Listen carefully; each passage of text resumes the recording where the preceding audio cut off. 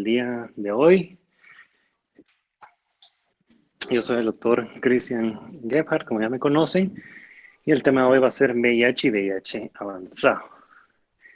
El tema está dividido por partes, ¿verdad? Originalmente son 3 clases, pero pues por cuestiones del tiempo y por todo lo que ya sabemos, pues vamos a darla en 2. El día de hoy vamos a dar la parte número 1 y el día jueves vamos a dar partes 2 y 3, ¿verdad? Eh, con VIH es un tema extenso. Si ya tuvieron la oportunidad de leer el tema en cómo se llama en el libro, podrán ver que pues desde la fisiopatología, la genética, el tratamiento, todas las enfermedades oportunistas, pues es un tema que abarca muchas páginas. Hay libros que están dedicados solo a VIH, libros del tamaño de Harrison, incluso un poquito más grandes, ¿verdad? Dedicados en full a solo este tema, ¿verdad? Pero vamos a tratar de condensarlo, de sacar los puntos que a ustedes como formación de médicos generales les va a interesar. Obviamente es muy raro que ustedes como médicos generales e incluso como médicos internistas vayan a tratar un paciente con VIH. Usualmente eso se refiere a los infectólogos o a las clínicas especializadas en la atención de estos pacientes para su seguimiento, ¿verdad? Entonces vamos a comenzar, vamos a hablar de las generalidades, un poco de fisiopatología, para que vayan entendiendo y adentrándose a este tema, ¿verdad?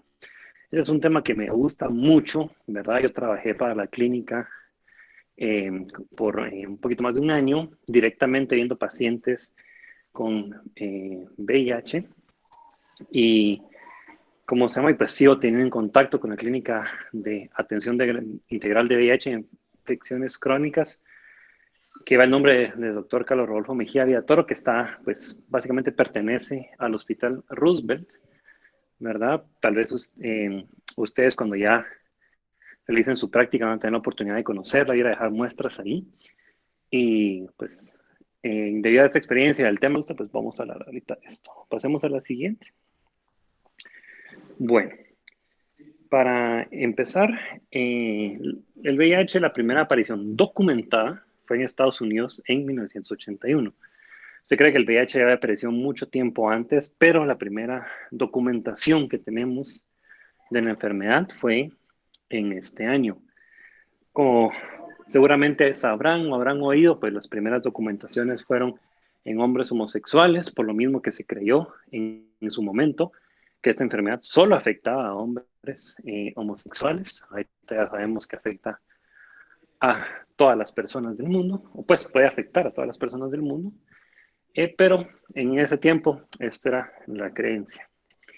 Esta también es una pandemia, así como lo que vimos con el COVID ahorita, el VIH es una pandemia, afecta a todo el mundo, ¿verdad?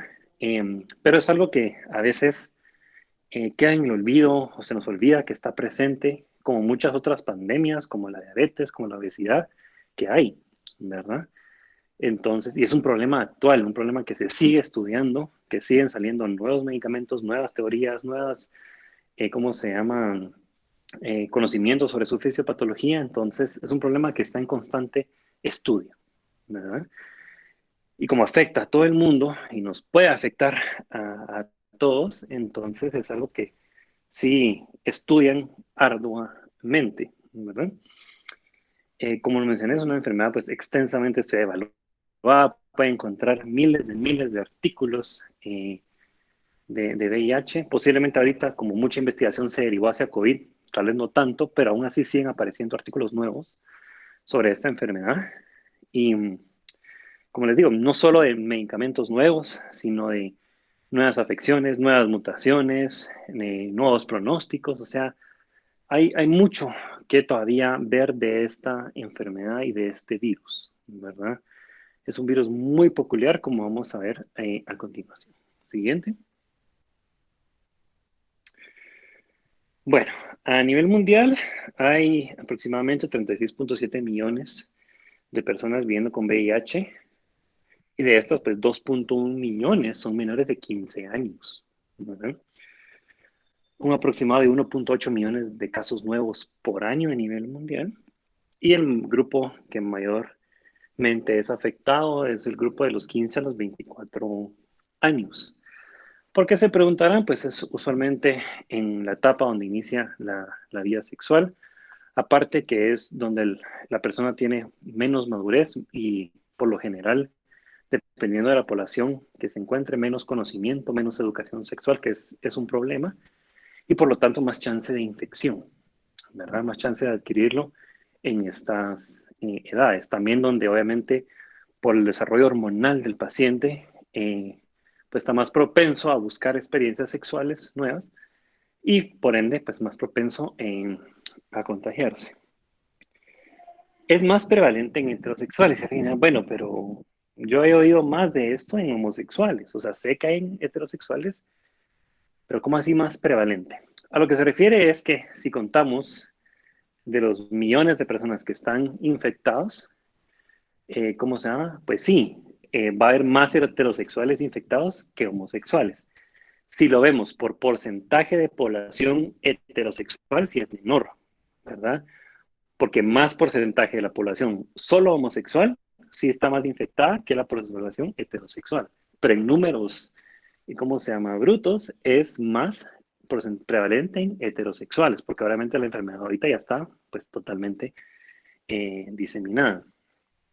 Siempre existen ciertos grupos de riesgo a quienes hay que prestarles atención, a quienes hay que buscar la enfermedad, ¿verdad? Y quienes están más, como su nombre le dice, en riesgo de contraerla. ¿Quién es este grupo? Obviamente, primero son hombres y mujeres trabajadoras del sexo, definitivamente, ¿verdad?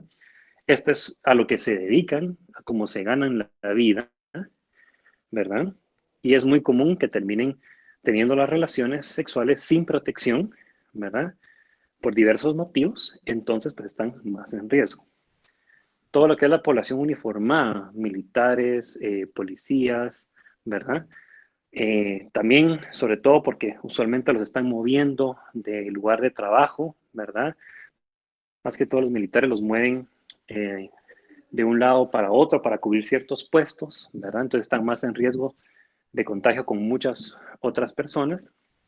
También está la población móvil, que es la población trailera, por así decirlo, los pilotos de camiones que se dedican a transportar bienes, ¿cómo se llama?, a lo largo de los países, debido a que es una población móvil y que está en constante contacto con diversas personas o pueden tener diversas relaciones en los lugares donde van pasando, entonces también está más riesgo. Definitivamente, los hombres homosexuales tienden a ser, ¿cómo se llama?, un poco más promiscuos que las personas heterosexuales. No es que sea la norma, ¿verdad? Aquí no estamos juzgando a nadie, sino es la tendencia que se mira.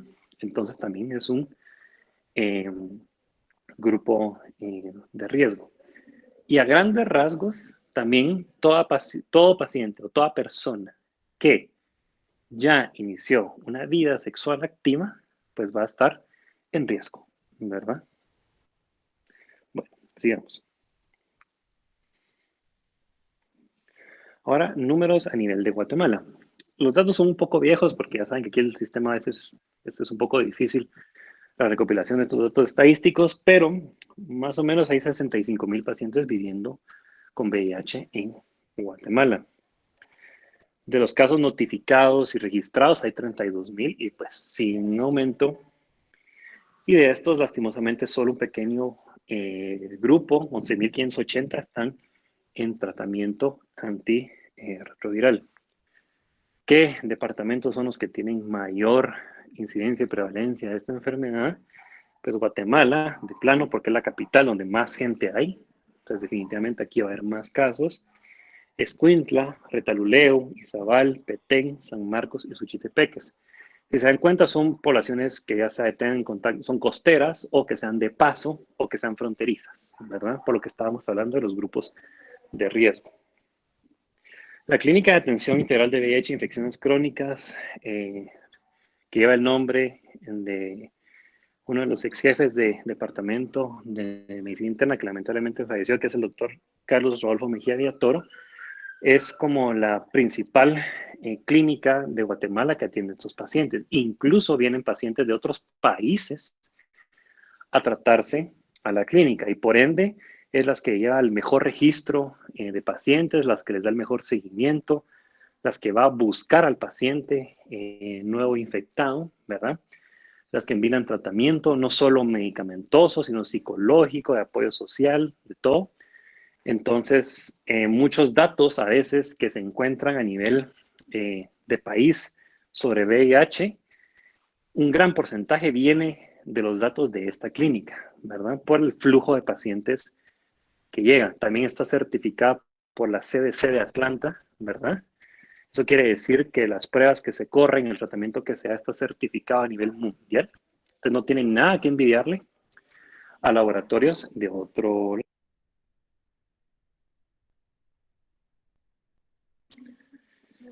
Entonces, como les digo, ese es como el mayor flujo de datos que tenemos. Sumeray es el principal ente a nivel de Guatemala que mire estos pacientes. Sigamos. Bueno, entonces ya empecemos a hablar de lo que, del culpable de todo esto, que es pues, el virus de la inmunodeficiencia humana.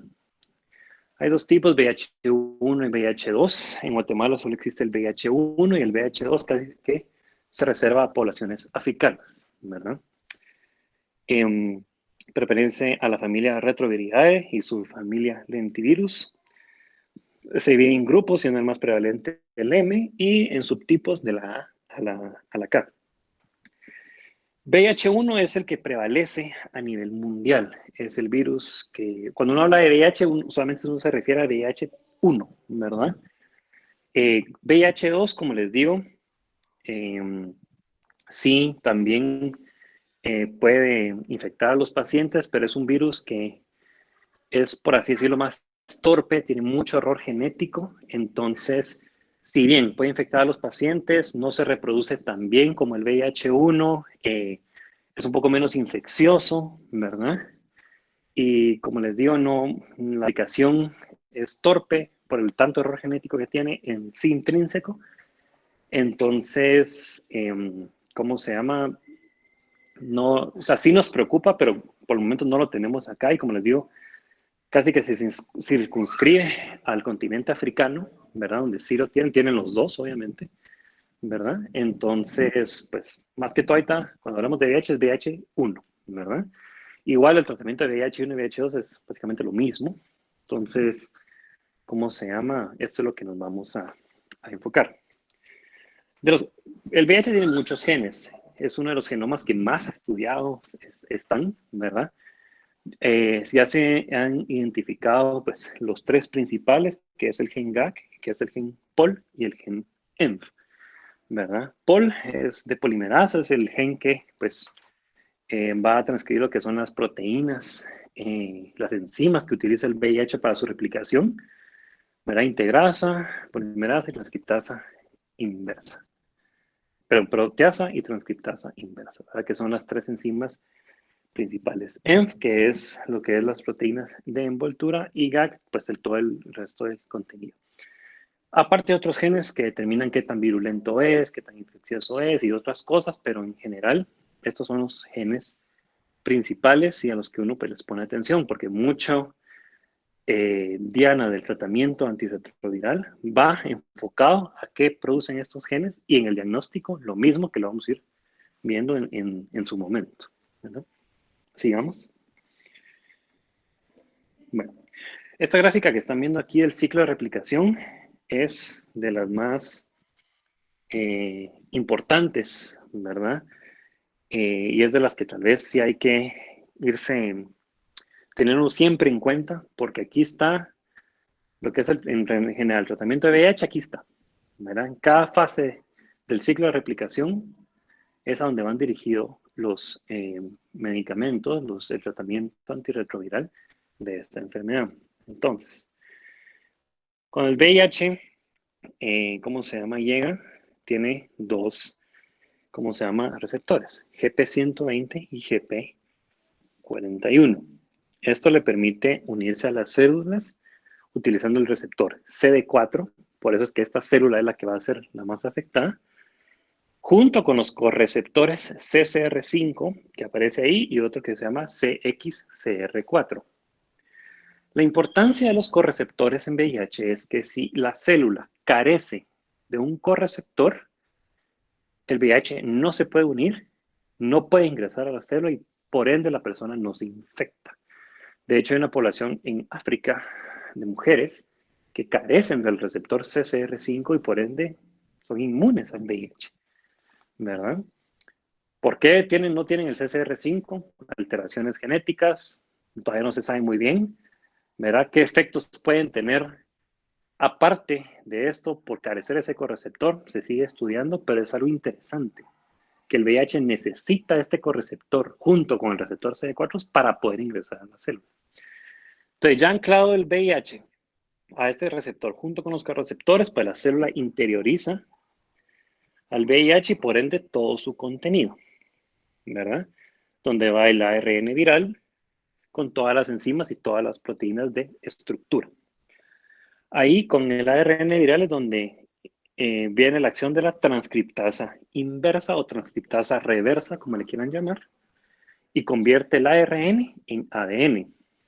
Si se recuerdan de biología, de bioquímica, el paso normal es de ADN a ARN y después las proteínas.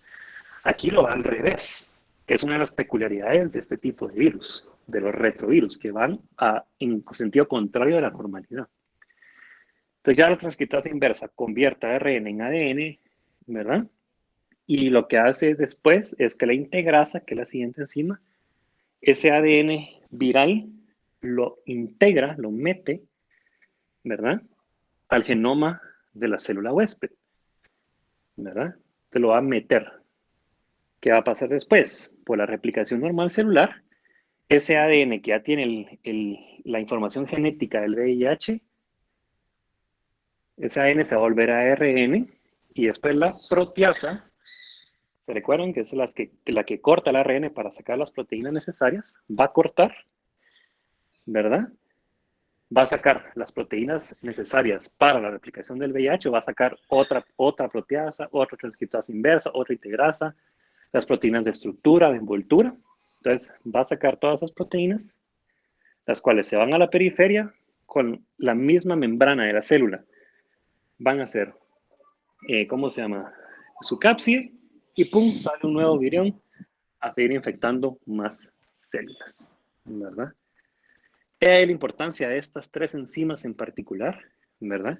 Y cuando miremos tratamiento, se van a dar cuenta que aquí, en este ciclo de replicación, ahí van a estar todas las dianas del tratamiento antirretroviral. ¿Vale? ¿Sigamos? Bueno, con el VIH, la historia natural de la enfermedad quiere decir que si dejamos que el VIH progrese sin ninguna intervención, no es que lo dejemos ahorita, pues, sino que eso es lo que se estudió en su momento, ¿verdad? ¿Y qué pasa con el VIH cuando evoluciona naturalmente sin intervención médica o de ningún otro tipo? La infección primaria va a causar una caída de CD4, que es la línea azul que ustedes están viendo, y un incremento en la cantidad de copias o carga viral por ml en el plasma, ¿verdad? Esa es la infección primaria, ¿verdad? Una viremia muy alta y una caída de CD4. Ahí el cuerpo entonces empieza a responder, empieza a pelear. Dice, no, un momento, aquí tenemos que empezar a defendernos contra esto. Entonces el cuerpo empiezan los mecanismos inmunes, los CD4, si se dan cuenta, se elevan un poco y la viremia cae. No hasta cero, obviamente, pero cae del pico inicial que tiene, ¿verdad?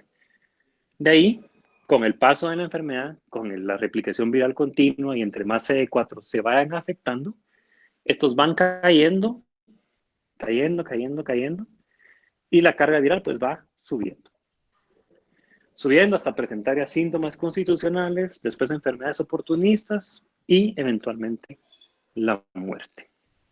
La enseñanza ahorita aquí en esta gráfica de VIH es que ustedes pueden tener un paciente infectado con VIH con linfocitos CD4 dentro de rangos normales, ya sea por tratamiento, pero eso es con intervención, o en este caso cuando el cuerpo se defiende y tienen esa elevación de CD4 temporal y después ya empieza a caer. Puede pasar. Ahora, si se dan cuenta hasta abajo, ahí tienen unos números que dice 3, 6, 9, 12, esos son meses, ¿verdad? Y el VIH puede pasar años. O sea, una persona, por ejemplo, que se diagnostique con VIH ahorita en el 2021, lo más seguro es que la enfermedad la adquirió hace años y hasta ahorita se estaban dando cuenta, ya que presentó una infección oportunista, ya que por algún motivo se hizo una prueba de VIH y salió positiva, ¿verdad? Entonces, ¿qué tan rápido el VIH o la infección por VIH progrese a un VIH avanzado o SIDA, como se le conocía antes, ¿verdad? Bueno, se le conoce todavía como SIDA, pero ahora el término es VIH avanzado. Esto varía. La progresión normal o progresión intermedia, que es la gran población del mundo, tarda aproximadamente 10 años en progresar de infección por VIH a VIH avanzado. La población de progresores rápidos, que es a los que peor les va, se tardan aproximadamente 5 años. Ellos se infectan y rápido desarrollan infecciones oportunistas, rápido avanza la enfermedad y pueden fallecer rápidamente por esta misma razón. Y hay una población pequeña que se llama progresores de élite o población élite que pueden pasar 25 años o más solo infectados con VIH sin desarrollar SIDA, ¿verdad? Tal vez la referencia que les voy a dar ahorita ya no lo conozcan ustedes porque pues uno ya está algo viejo. O si les gusta el básquet, hay un basquetbolista que se llamaba Ervin Johnson o Magic Johnson, tal vez lo escucharon en algún momento, que él se infectó con VIH y hasta la fecha no ha desarrollado SIDA. Él es un profesor lento, un profesor de élite. Quiere decir que sí, está infectado, sí, tiene que tomar tratamiento, pero jamás ha tenido ya la enfermedad como tal, o sea, el síndrome de inmunodeficiencia adquirida no lo ha desarrollado. ¿Quién va a ser profesor lento? ¿Quién va a ser profesor rápido? ¿Quién va a ser? No se sabe. Eso no lo podemos determinar. Entonces, como les digo, hay personas que pueden pasar solo infectadas con VIH y nada más, y hay personas que se infectan y a los años ya están en el lecho de muerte. ¿Verdad? Entonces, esto va a variar, obviamente, de persona en persona, y como les digo, no se puede predecir quién va a ser rápido, quién va a ser lento, quién va a ser intermedio. Pero la gran mayoría de la población está intermedio, que es lo usual. Sigamos. Bueno, ahora, ¿cómo se transmite el VIH?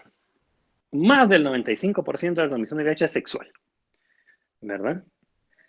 Cuando un paciente se le hace una prueba, por cualquiera que sea la razón, y sale positiva, lo más seguro es que se transmitió por vía sexual, ¿verdad? Ahí estamos hablando de las otras formas de transmisión, pero lo primero que uno tiene que buscar es, o interrogar, es cómo se infectó o con quién estuvo, ¿verdad? Con cuántas parejas estuvo, si son del mismo género o distinto género, si usó protección o no usó protección, incluso qué tipo de actividad sexual tuvo. No es para que nos describa todo lo que hizo, no, no se trata de eso, ¿verdad? Sino que hay actividades que implican un mayor riesgo, ¿verdad? Que otras. La actividad sexual que más riesgo implica para el desarrollo, para la infección por VIH es el sexo anal receptivo, es quien recibe el sexo anal porque como es un orificio que no está diseñado para esta actividad, se crean microabrasiones que sangran, tal vez aunque sea, no es que sea un sangrado profuso o que se mire, pero esas microabrasiones sangran, ¿verdad? La piel, como se llama, se lesiona y por ahí puede entrar el virus. Esa es la conducta sexual de más riesgo, incluso con condón, ¿verdad? De ahí va el sexo vaginal, que es el sexo convencional, y el sexo oral también puede dar un problema, pero eso ahorita lo voy a tocar ese punto. Bueno, entonces, esto es lo que uno tiene que pensar primero. Ok, ¿qué pasó? ¿Verdad? ¿Qué parejas ha tenido? ¿Cuántas ha tenido? ¿Verdad? Y todo eso es lo que hay que investigar. Como le digo, esto no se trata de que el paciente se sienta de que hizo algo malo, ¿verdad? O que, ¿cómo se llama? O que si estuvo con 20 personas es indebido. No, no se trata de juzgar. Aquí no estamos juzgando a nadie. Se trata de averiguar cómo fue que pasó. ¿Por qué? Porque después a esos pacientes con quienes tuvo contacto el paciente infectado, hay que ir a buscarlos y hacerles, ¿cómo se llama? Saber que puede ser que estén infectados, ¿verdad? Y obviamente, pues, ver si no tienen VIH, si no es una prueba que cuando miremos diagnóstico vamos a ver cómo es eso, ¿verdad? Entonces, por eso es, ¿verdad? No se trata de juzgar, no se trata de echarle la culpa a alguien, no. Se trata de controlar la enfermedad, ¿verdad? La otra forma de transmisión es la vertical, que es la de madre a hijo, ¿verdad? Estas son madres infectadas por VIH que no llevan un control adecuado y que pues eh, pasan el virus al recién nacido y este recién nacido ya viene con VIH. Es viene un bebé al mundo con un sistema inmune ya defectuoso que no se ha expuesto a nada todavía, ¿verdad? Los niños y los que llegan a la adolescencia, o sea, adolescentes, pues pacientes así con VIH, tienen un manejo distinto. Son pacientes que se complican mucho más, que el manejo y el control de la enfermedad es mucho más difícil, ¿verdad? Porque ellos ya vienen con el virus desde el nacimiento. O sea, ese sistema inmune ni siquiera se puede desarrollar bien, sino ya viene alterado. Entonces son pacientes que a veces su esperanza de vida no es la mejor, ¿verdad? Que mueren jóvenes, que tienen muchas complicaciones. Entonces, ese manejo de VIH en niños, pues lo verán en pediatría. Aquí no vamos a hablar de eso, pero para que sepan que existe esta transmisión y que puede ser hasta peor la enfermedad en pacientes que lo adquieren de manera vertical. Está la parenteral, que es entre comillas, por así decirlo, que más que todo es cuando cuando los pacientes utilizan drogas inyectadas ilegales o incluso legales, ¿verdad? Y se comparten la aguja o por transfusión sanguínea. Transfusión sanguínea es poco, ¿verdad? Porque ahora todos los bancos de sangre hacen pruebas a los donadores y a la sangre que tienen de VIH, de hepatitis y de todo, ¿verdad? Por lo mismo que cuando no se conocía mucho de esta enfermedad, y la gente donaba, porque hay gente que así se gana la vida, donando sangre. Pero hay gente que está infectada por VIH, ¿verdad? Y que incluso gente que recibió donaciones de sangre, ya sea por un accidente, por una operación, lo que sea, terminaron con VIH después por esa transfusión sanguínea cuando no existían todos los protocolos que existen ahora. Como digo, hoy en día eso ya casi que es casi imposible, ¿verdad? A menos que sea una transfusión de emergencia y no se le pudieran hacer pruebas y casualmente quien está dando la sangre es VIH positivo, pero es una situación muy, muy excepcional. Ya todos los laboratorios hacen la prueba de VIH a todos los donadores y a toda sangre que reciben, entonces esto ya es poco, ¿verdad? Más que todo es por el uso de agujas compartidas entre personas, ¿verdad? ¿Qué no transmite el VIH? Las lágrimas no transmiten el VIH. La saliva no transmite el VIH. La orina no transmite el VIH. Las heces no transmiten el VIH. Los mocos no transmiten el VIH. ¿Qué transmite el VIH? La sangre, el líquido cefalorraquídeo, el líquido amniótico, el semen, las secreciones vaginales, ¿verdad? Eso sí transmite el VIH, ¿verdad? ¿A qué voy con esto? La saliva, como les dije, no transmite el VIH. Entonces, por ende, y se lo pone uno podría, digamos, besar a alguien en la boca, siendo la otra persona VIH positivo, sin que a uno se le transmita la enfermedad. Uno puede compartir el baño con alguien VIH positivo y no se le va a transmitir la enfermedad. Uno puede nadar en la misma piscina con un paciente con VIH positivo y no se les va a transmitir la enfermedad, ¿verdad? Incluso la práctica de sexo oral, si el paciente no tiene lesiones, no voy a decir paciente porque no es que sea paciente, si la persona no tiene lesiones, no tiene caries, no tiene nada, ni gingivitis, ni nada, o alguna lesión que sangre, ¿verdad? Y le hace sexo oral a alguien más, aunque sea VIH positivo, no se lo va a pasar, ¿verdad? Obviamente esto es muy raro porque casi que todos hemos tenido algún problema dental, ¿verdad? Casi todos tienen alguna lesión, entonces es eso. No es para que lo vayan a hacer, pues, o sea, solo les estoy ilustrando la posibilidad. ¿Por qué? Porque con respecto a la transmisión del VIH todavía sigue habiendo mucho tabú, todavía, ¿verdad? Yo tengo compañeros, no médicos, pero ya con maestrías de otras carreras, o sea, gente estudiada, si lo quieren ver así, que cuando yo les contaba en su momento que yo trabajaba con pacientes VIH, casi que ni la mano me querían dar, porque les daba miedo. Y yo así, pero muchachos, les digo, saber ni cuántas personas ustedes han saludado que son VIH positivas y ustedes ni se han dado cuenta. Se los juro. ¿Y están infectados? No, ¿verdad? Entonces, todavía hay mucho tabú. Hay gente que no le gusta compartir el mismo baño. Hay gente que ni siquiera comparte los mismos cubiertos.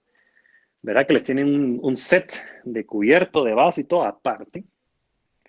Hay gente que ni siquiera quiere hacer deporte a la par de ellos. No deporte de contacto, porque obviamente eso no se puede. Pero, por ejemplo, correr. No quieren correr a la par de la persona con VIH porque piensan que se les puede pegar. Entonces, todavía hay mucho tabú. Todavía. Entonces, eso hay que ir quitándolo, muchachos. Eso hay que ir quitándolo, ¿verdad?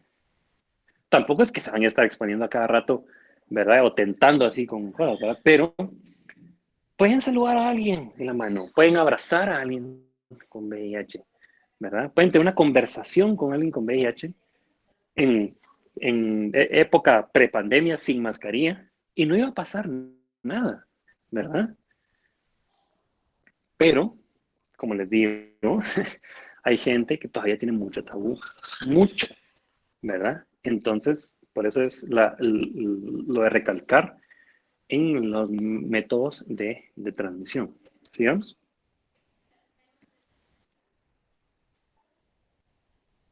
Siguiente. Muy bien. Ahora, ¿cómo clasificamos el VIH, verdad? Esta clasificación nos sirve porque así ya sabemos cuando decimos paciente con VIH, clasificación, estadio B2, C3, A2, ya sabemos cómo se llama, cuántos CD4 tiene y qué manifestaciones clínicas puede tener, ¿verdad? Entonces, las categorías, que son uno, 2 y 3, que son de las que miran del lado izquierdo, esa es en base al conteo de CD4, ¿verdad? Si tiene más de 500 CD4, es categoría uno. Si tiene entre 200 a 500, que sería de 200 a 499, sería, es categoría 2. Y menos de 200 a 199 para abajo, categoría 3. Y dependiendo de los síntomas, van a ser categoría A, categoría B y categoría C. Entonces uno tiene que ver cuántos CD4 tiene, qué síntomas tiene y así ya lo clasifica uno. Pasemos a la siguiente. Se me fue Samuel.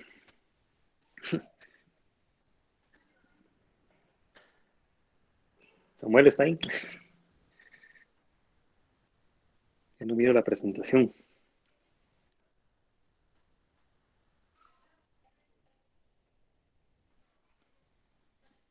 Samuel.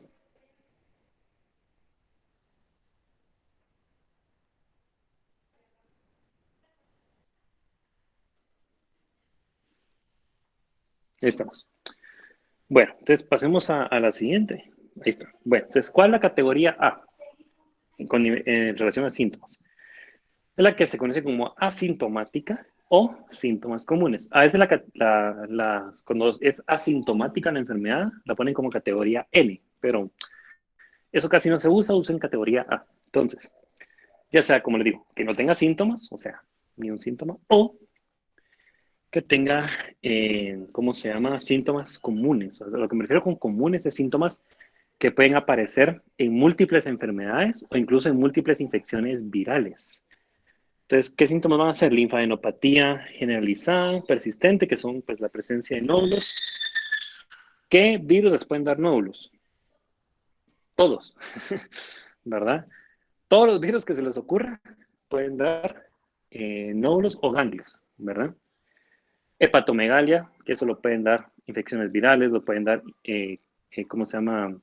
Tumores líquidos como las leucemias, ¿verdad?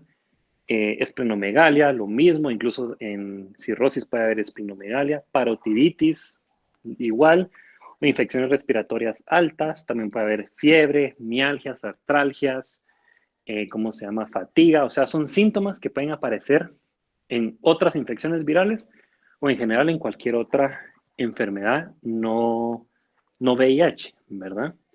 Entonces, esta es la que se conoce como categoría A. Ahora, pasemos a la siguiente. Categoría B. A veces la categoría B ustedes la encuentran y les ponen no A, no C. Y uno así como, ¿y entonces? ¿Cómo así no A, no C? Entonces, cuando me pregunten, voy a decir no A, no C. No.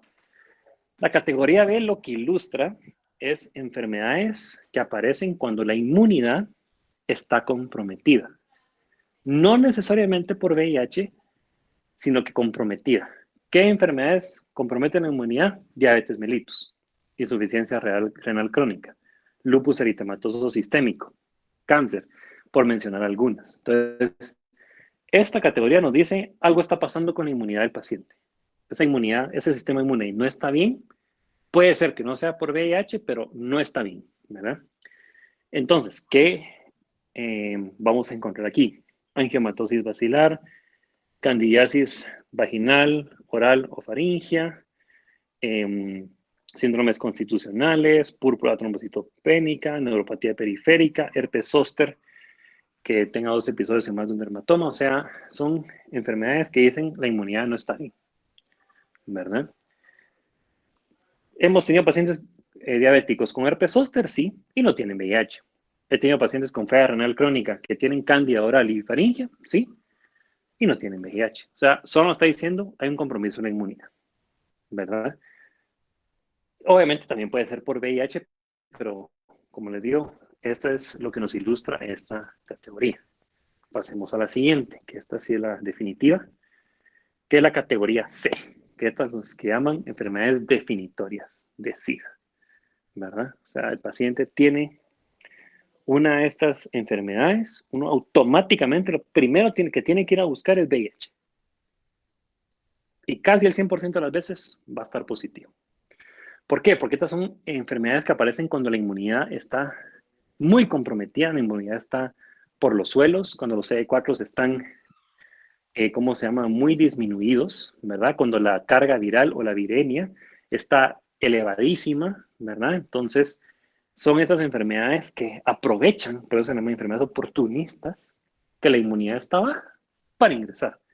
En un paciente inmunocompetente no van a encontrar nada de esto, ¿verdad? Un paciente con un sistema inmune intacto no le va a pasar nada de esto, ¿verdad? Aquí pues hay varias, aquí hay candidiasis, solo que ya estamos hablando de candidiasis esofágica o traqueal, ¿verdad? Hay infecciones por varios hongos, hay cáncer cervical invasivo, ¿verdad? Ya hay infecciones por varios parásitos, hay otras neoplasias como sarcoma de Kaposi o linfoma primario del sistema nervioso central, ¿verdad? Entonces, hay varias enfermedades, no las voy a leer todas, pues por lo mismo es que están ahí, igual las pueden encontrar, ¿cómo se llama?, en el libro o en el internet. Entonces, esas son enfermedades que uno, cuando llega el paciente y uno detecta algo de esto, hay que hacer la pre-VIH, ¿verdad? Nosotros en el hospital, como tendemos a ver mucha gente en muy mal estado, esto es lo que vemos. Llega un paciente alterado, no sabemos qué le está pasando, le hacen una tomografía, se mira una lesión y uno dice, ay, hijo de puchica, ¿será que esto no es toxoplasmosis o algo así? Puede ser, hagamos la pre-VIH y ¡pum! Positivo. El paciente no sabía, los familiares no sabían y esa fue la primera manifestación, ¿verdad? Eso es lo que miramos mucho. Tal vez las otras categorías también las vemos, sí, pero como usualmente los pacientes que vemos son los que llegan en peor estado, más que todo vamos a ver estas enfermedades, ¿verdad? No es que sean los más comunes a nivel general, sino lo que más vemos en el hospital, pues por el tipo de hospital que somos, ¿verdad? Entonces, ya cuando uno define qué enfermedad o qué signo y qué síntoma tiene el paciente, ¿verdad? Entonces ya lo categoriza como A, B, C, y dependiendo de los CD4 como 1, 2 y 3. Entonces, por ejemplo, un paciente que tenga hepatomegalia nada más y tiene unos CD4 en 600, A1, ¿verdad? Síntomas comunes y arriba de 500 CD4, A1. Podemos ver un paciente que tiene una toxoplasmosis cerebral y tiene unos CD4 en 20, C3, ¿verdad? Algo que tienen que saber con las categorías es que las categorías son unidireccionales, solo pueden ir hacia peor, por así decirlo. ¿verdad? O sea, de A solo pueden pasar a B y de B solo pueden pasar a C en síntomas y de CD4 solo de 1 a 2 y de 2 a 3, ¿verdad? Porque vamos, nosotros hemos visto así, como les digo, pacientes que llegan con una enfermedad oportunista con los CD4 casi que en cero. Entonces uno los clasifica C3.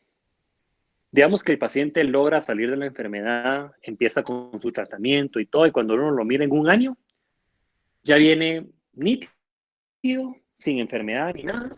O sea, no tiene un síntoma y sus CD4 ya están en 300. Tú dices, bueno, no tiene síntomas y sus CD4 en 300, bueno, entonces debería estar en B1, ¿ah? Perdón, en A2. No, media vez usted lo clasifique en C3, se va a quedar C3 toda la vida. O sea, eso solo puede ir hacia adelante, solo puede ir hacia peor. ¿Por qué? ¿Por qué no poder clasificarlos de una manera mejor, por así decirlo? Es porque media vez ya su población de CD4 se haya bajado tanto o ya hayan tenido una enfermedad más grave que los síntomas comunes, pues ya su pronóstico, su seguimiento y todo tiene que ser más de cerca porque es un paciente que tiende a empeorarse o a deteriorarse más rápido que alguien que no ha llegado a ese punto, ¿verdad? Esa es la razón de clasificarlos de esa manera, ¿verdad? Creo que ahí es el final de esto. Sigamos, creo que ahí finalizamos esta parte. Sí, bueno. Entonces, como les digo, ahorita vimos las generalidades, vimos un poquito de fisiopatología, vimos de la clasificación, ¿verdad? De la transmisión, ¿verdad? Que son lo inicio de VIH, ¿verdad?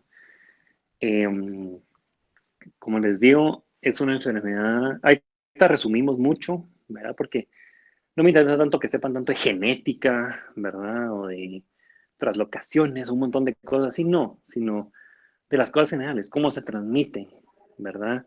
¿Por qué es la importancia de los CD4? ¿Por qué la importancia de clasificar a los pacientes? ¿Por qué la importancia de saber el ciclo de replicación, verdad?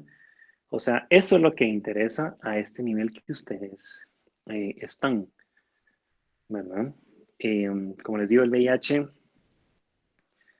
tiene muchos matices, muchas cosas o sea, de cada uno de los puntos que tratamos hoy, podría ser una clase incluso, ¿verdad? Yo, como anécdota, pues hice el diplomado de VIH, es un diplomado de 6 meses, de solo VIH, ¿verdad? Y una clase era solo epidemiología, otra solo transmisión, otra solo un grupo de antirretrovirales, la siguiente el otro grupo y así. Entonces, como les digo, es algo que le podemos sacar mucho, pero ahí todo lo que me interesa, los puntos que les he tocado. Obviamente, como ya les indicó el doctor Moreira, las preguntas vienen de su libro, pero ya tal vez con lo que hablamos ahorita, ya leer el libro va a ser un poquito más fácil, ya saben en qué enfocarse, ¿verdad? Como les digo, yo no les voy a preguntar cuánto mide el virus del VIH. No, hombre, o sea, ¿de qué les va a servir cuántos micrómetros miden? Nada. Lo que más útil es cuál es la principal vía de transmisión, por ejemplo, a la sexual. Un ejemplo, no es que eso les vaya a venir. Eso es lo que interesa, que sepan, ¿verdad? Las generalidades y lo importante de este virus. Y como les digo, ya cuando hablemos del seguimiento, vamos a hablar un poco también de ese tabú que hay todavía, que lo mencionamos ya ahorita un poco, sobre esta enfermedad, ¿verdad? Y cómo nosotros como médicos debemos educar a la gente para que esto no sea, que lo miren como algo feo, ¿verdad? Como algo que, puchica, ya es el fin del mundo o esta persona saber ni qué hizo. No.